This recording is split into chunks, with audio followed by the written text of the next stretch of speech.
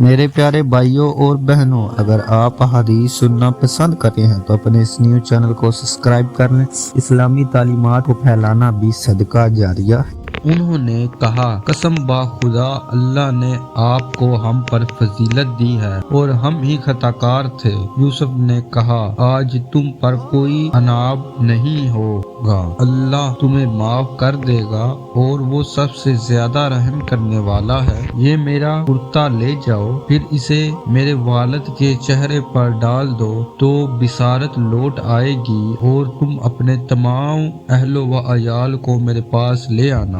اور جب یہ قافلہ مصر کی سرزمین سے دور ہوا تو ان کے باپ نے کہا، اگر تم مجھے بہکا ہوا نہ سمجھو تو یقیناً مجھے یوسف کی خوشبو آ رہی ہے۔ لوگوں نے کہا، قسم با خدا، آپ اسی پرانے خطب میں مبتلا ہیں۔ پھر جب بشارت دینے والا آیا تو اس نے یوسف کا کرتا یعقوب کے چہرے پر ڈال دیا تو وہ دفع بنا یعنی بینائی واپس آ گئی۔ کہنے لگے، کیا میں نے تم سے نہیں کہا تھا کہ میں اللہ کی طرف سے وہ باتیں جانتا ہوں جو تم نہیں جانتے؟ بیٹوں نے کہا، اے ہمارے ابا جان، ہمارے گناہوں کی مغفرت کے لیے دعا کیجیے، ہم ہی خطا کار تھے۔ یعقوب نے کہا، ان قریب میں تمہارے لیے اپنے رب سے مغفرت کی دعا کروں گا، وہ یقیناً بڑا بخشنے والا مہربان ہے۔ جب یہ لوگ یوسف کے پاس پہنچے تو یوسف نے اپنے والد کو اپنے ساتھ بٹھایا اور کہا، اللہ نے چاہا تو امن کے ساتھ مصر میں داخل ہو جائیں۔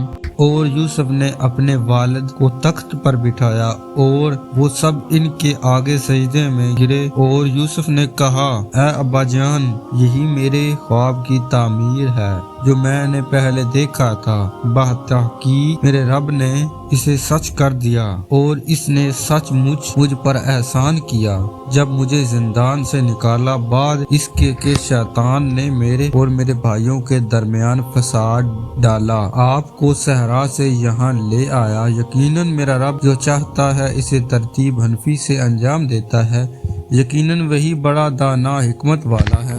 اگر آپ نے ابھی تک ہمارا چینل سبسکرائب نہیں کیا اور ویڈیو کو لائک نہیں کیا تو جلدی سے ہمارا چینل سبسکرائب کریں اور اس ویڈیو کو لائک کریں تاکہ ایسی مزید ویڈیو آپ تک بر وقت پہنچ سکیں۔ اور اگر آپ نے ایپیسوڈ نمبر 1 قصہ یوسف نہیں دیکھا تو پہلے جا کر وہ دیکھیے۔ جزاک اللہ خیر۔